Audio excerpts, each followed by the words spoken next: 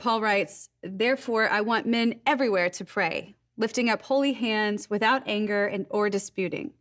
I also want women to dress modestly with decency and propriety, adorning themselves not with elaborate hairstyles or gold or pearls or expensive clothes, but with good deeds, appropriate for women who profess to worship God." Okay, so here we pick up and find Paul writing to Timothy. He starts out this passage with an encouragement for the church to be people whose lives are both quiet and peaceful, marked by godliness and holiness. And in verse 9, after he addresses the disruptions and distractions he sees in the behavior of the men in the church of Ephesus, he moves on to address the specific disruptions and distractions he finds among the women, specifically their clothing. Now, stay with me. I know that there are many whose experience with this verse has in the past been less than positive and maybe even injurious due to both the misinterpretation and weaponization of it. But let me speak to what I think Paul is getting at here. In this verse, he says that women should adorn themselves in modest apparel, not, he says, with braided hair or gold or pearls or expensive clothes.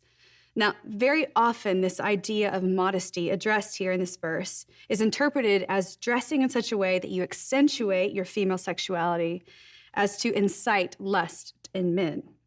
But in context, that's actually not Paul's emphasis. His exhortation here, I believe, is threefold. First, he says that women should dress modestly. Modesty here is far less about sexuality and more about socio-economic realities in the church. One way to get attention is to dress in such a way that it actually highlights your beauty. Another way is to dress in such a way that you highlight your wealth. Both create a distraction and division in the church. The women Paul is speaking about here were a distraction at the gatherings, not necessarily because they were covered in certain areas, but because what they were wearing told a story contrary to the humility and life of someone in the kingdom.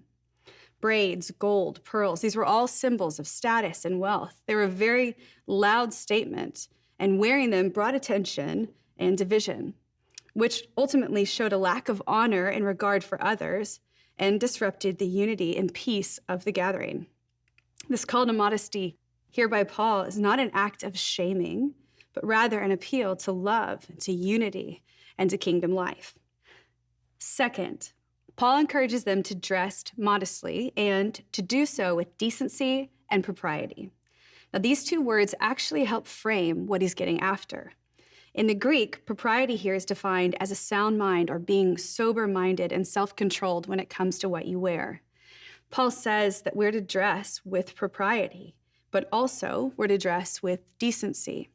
Now, decency here implies that there's both a standard and a responsibility in how they are to dress, ultimately confronting the motivation behind the wearing of the apparel. Is it for attention? Is it to manipulate how others would perceive them? Is it to get deep needs met within? Here, propriety and decency are at their core about the consideration and impact our clothing has on others. Finally, we read that they should adorn themselves with good deeds, appropriate for women who profess to worship God. Now here, Paul gets to the heart of the issue. He says, instead of focusing on what you look like on the outside, direct your time and energy to the internal work of spiritual formation or transformation. Let what is beautiful and good and attractive about who you are come from the inside, which is, he says, appropriate or expected for someone who would profess Jesus. Now, this text affirms for all, men and women alike, that, simply put, clothing matters. So much so that it actually has the power to disrupt and divide a gathering of God's people. And that reality is no less true today. There's a correlation between our dysfunctional relationship with clothing, how it attempts to meet our needs or how we use it to manipulate others, and spiritual disruption in the kingdom.